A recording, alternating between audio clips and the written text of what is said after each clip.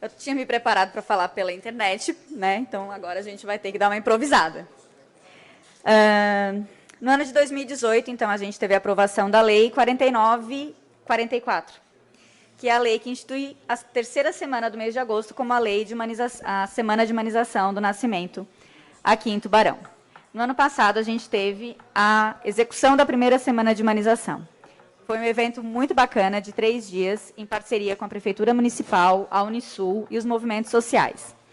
A gente conseguiu levar até a universidade todas as agentes comunitárias do município, todos os enfermeiros do município e os médicos da atenção básica para dentro da universidade, para que pudessem ouvir palestras sobre humanização do nascimento, ter acompanhamento com outros profissionais da humanização do nascimento e serem sensibilizados por esse tema. Para esse ano, a gente tinha uma expectativa de que a gente pudesse avançar nesse tema. Então, que a gente pudesse fazer outras formações com outros profissionais, levantar outras sensibilizações, de repente, até dentro de um sonho que eu tenho no meu coração, transformar agentes comunitários, técnicos de enfermagem e outros profissionais em educadores perinatais dentro da atenção básica. Mas aí a gente está sendo atropelada por uma pandemia, e isso não pôde acontecer.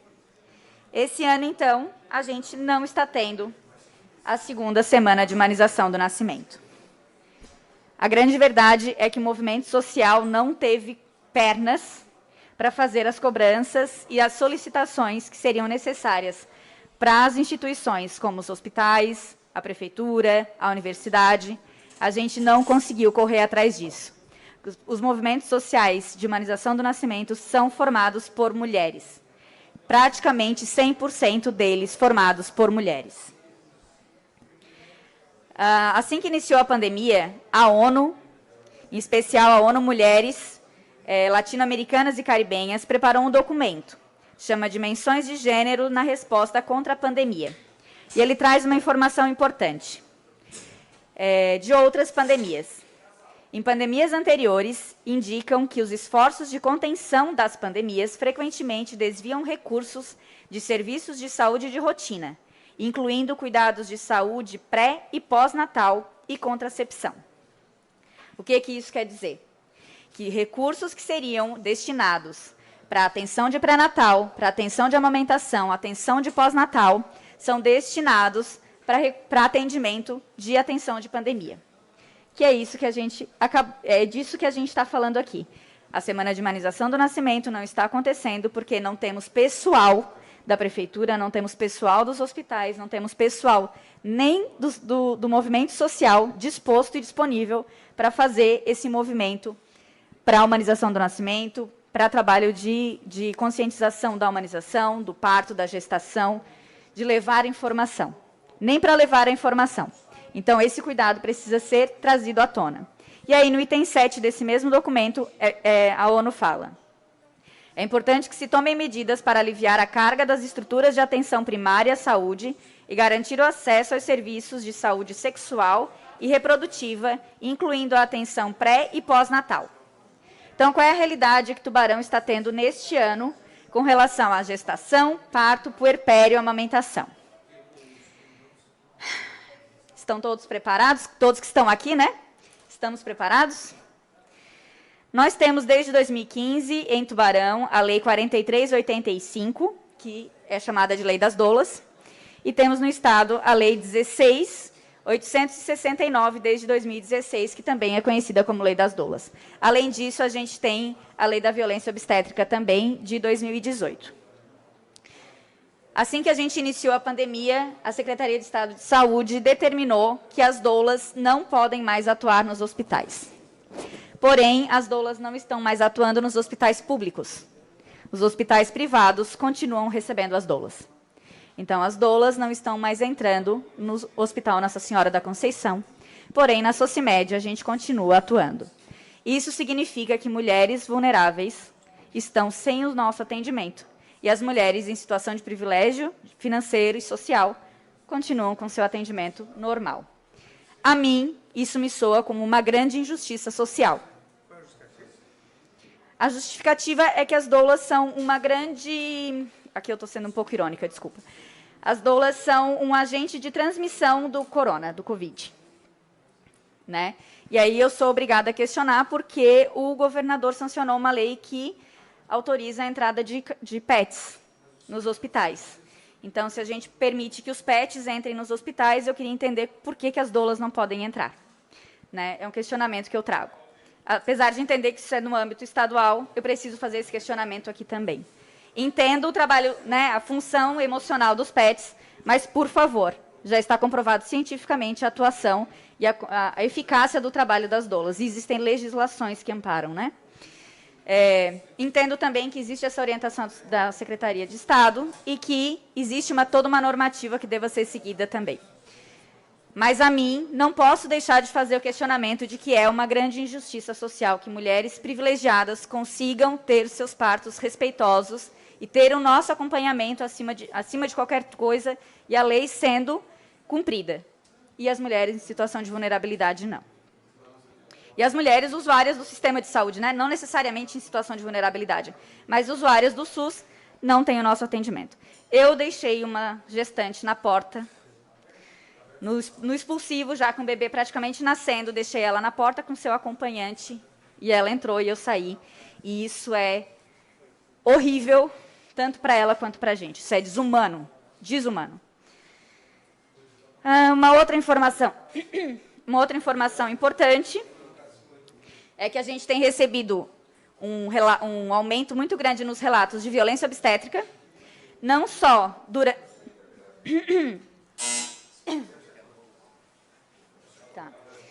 Não só... Quero uma aguinha, por favor. Não só durante o trabalho de parto e parto, mas também durante os atendimentos de pré-natal. E não só na rede pública, mas também na rede privada. E que a gente pode caracterizar como violência obstétrica, por exemplo, quando a gestante tem uma dúvida sobre o seu pré-natal, incluindo uma dúvida relacionada à Covid, e o médico que está acompanhando não responde uma mensagem, né? Quando a gente está passando por um momento de pandemia em que as mulheres estão tão vulneráveis e tão inseguras, considerando que o Brasil é o país campeão. Obrigada.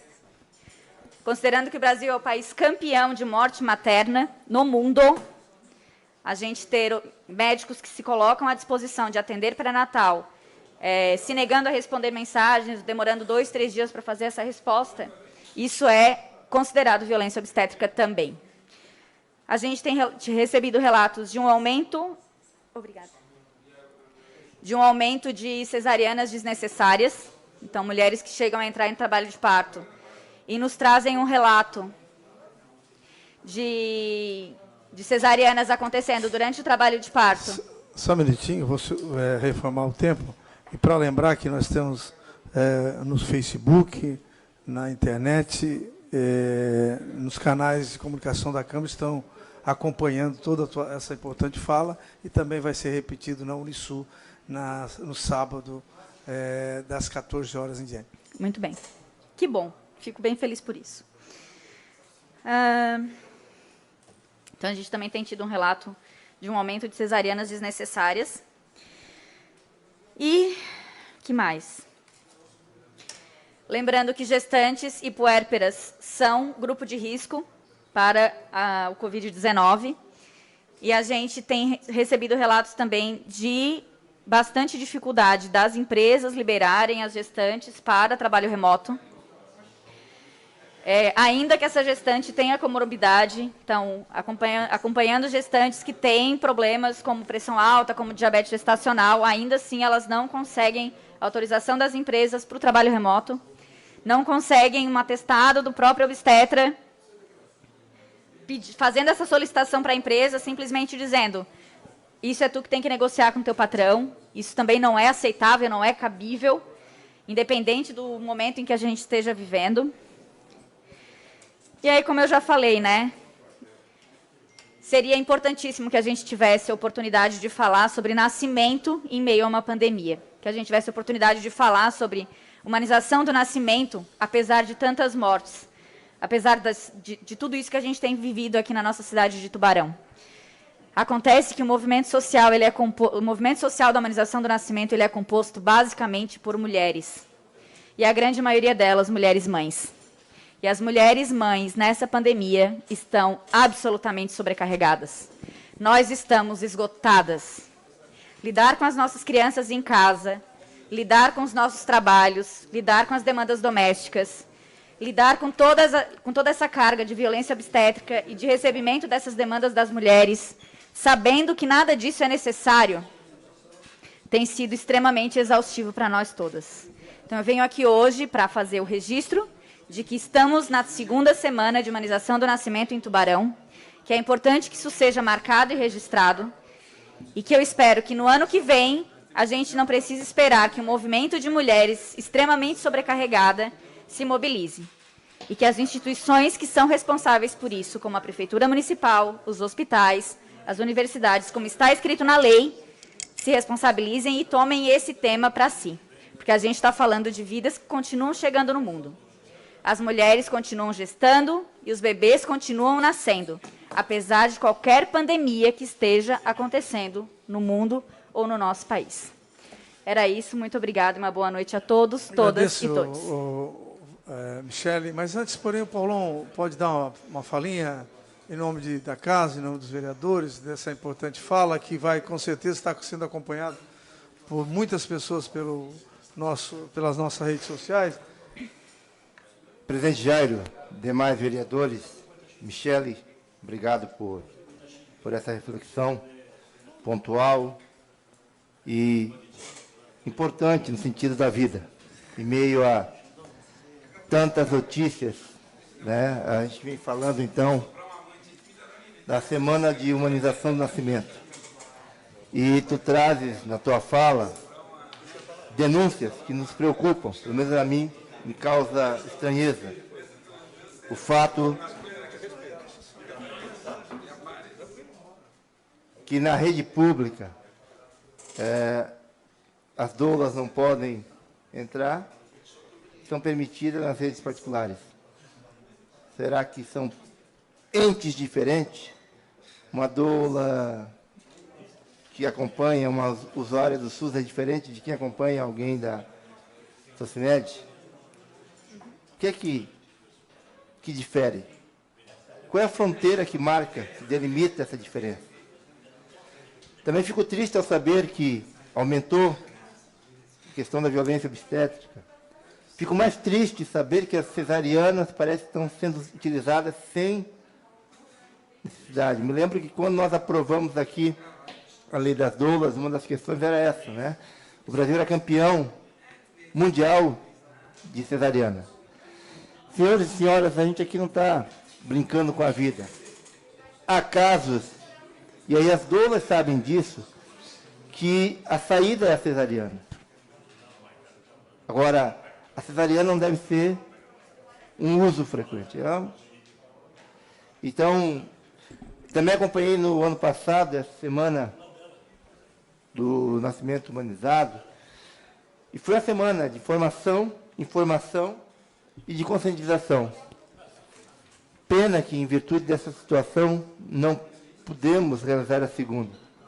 Mas eu acredito, Michele, que a luta dos setores, dos movimentos sociais, pressionando os órgãos públicos, as instituições, vai fazer com que em 2021 nós tenhamos uma semana mais divulgada, participada e valorizada.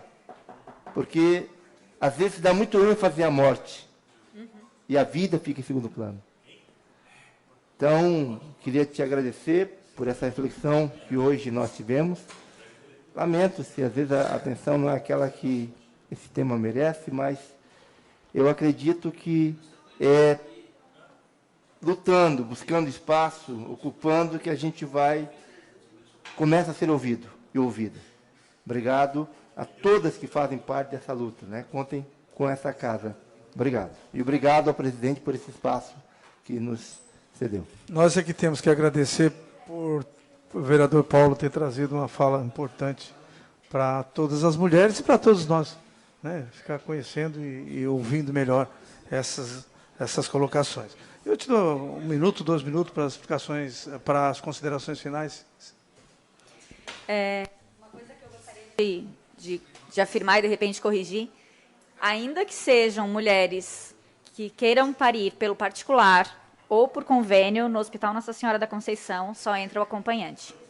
Então, independente de que ela vá pagar o seu parto, não são só as mulheres pelo SUS que não estão tendo acompanhante da doula. São todas as mulheres no Hospital Nossa Senhora. Então, são os hospitais públicos que não estão recebendo as doulas por orientação da Secretaria do Estado de Saúde, né? Então, a DOSC, que é a Associação de Doulas de Santa Catarina, já encaminhou um documento para a Secretaria de Estado, através da ALESC, encaminhou sem a ALESC, depois também através da Assembleia Legislativa, um documento fazendo uma solicitação para que a gente abra uma porta de diálogo, assim como a gente está fazendo aqui hoje, uma porta de diálogo com a Secretaria para que a gente possa reavaliar. A gente entende, né, as doulas, as mulheres que parem, as mulheres que gestam, entendem que estamos em um momento especial. Mas as crianças só nascem uma vez. As mulheres só vão parir uma vez. E não é possível que a gente não entenda que se a gente está acompanhando até a porta do hospital, qual é a grande diferença que se faz ali para fora. E a humanização do nascimento, ela não se faz só nesse momento, ela se faz em todo o percurso da gestação, parto e pós-parto.